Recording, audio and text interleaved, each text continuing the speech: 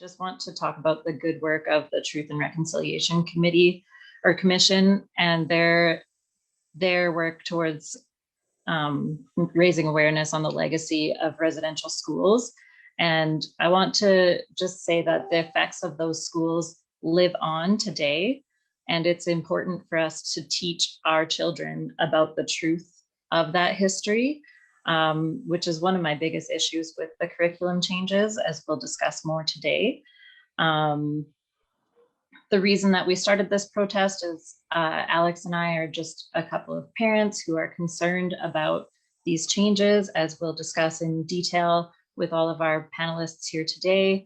I really want to thank everybody for coming out and expressing your interest in, protesting against this curriculum draft, and I hope that we all have some great discussion today. Like you, we've noticed that Jason Kenney is attempting to replace a decades-old curriculum with one that's even more outdated. And that curriculum won't prepare students for their later grades, it won't prepare them for post-secondary, and it won't prepare them for the world of work or Alberta's future in a way that makes sure that they're most effective and successful. And we've heard from parents, teachers, school districts, Indigenous leaders, and Albertans in large that this curriculum is failed, that it needs to be rewritten, and we agree.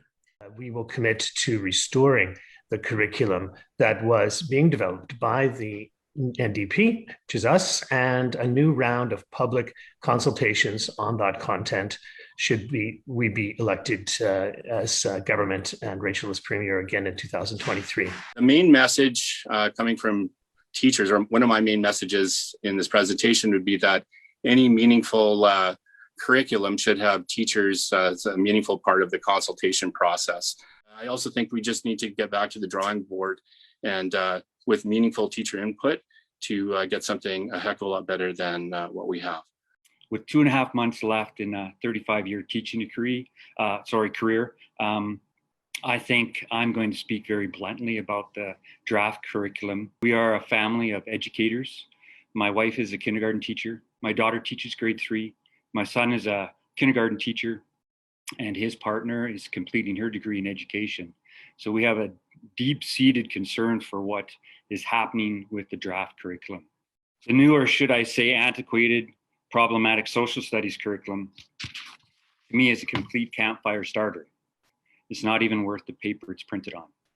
There was no consultation or collaboration to come up with a made in Alberta curriculum that would benefit our children and students. Current educators, and I underline current, and experts weren't consulted. Over the last year, Hold My Hand Alberta has been actively fighting for an equitable education for all children across Alberta, specifically geared towards children with disabilities. We understand the fear and concern parents have right now with the new curriculum, because worrying and stressing about whether or not our children will be given or be able to keep up with their peers and understand lessons being taught are an everyday occurrence for us. It is not sustainable for any child given the lack of funding, and yet again, the deficits and supports will fall on the most vulnerable children in our schools. The UCP are priding themselves right now on giving us back funding for the moderate children in their new update this last week to the funding manual. And I kind of had to laugh because it was already so outdated and so hurting for our children that they just restored funding and said, hey, look what we did. And you go, it was already really bad. You really didn't do anything. Not only have we talked about developmental appropriateness in terms of looking at pre-operational and concrete operational developmental stages for our young learners, we're also looking at the divergent minds in terms of the development of the prefrontal cortex.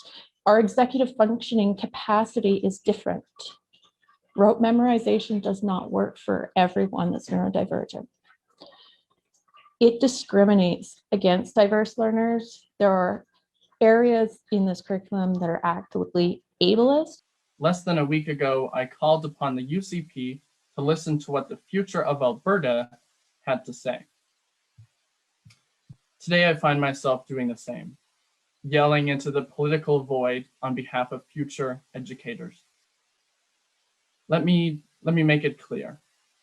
We're not concerned and frustrated for our careers. We're concerned and frustrated that our students could one day be spending more time on United States history and music sensation Mart Kenny than Indigenous history and Oscar Peterson.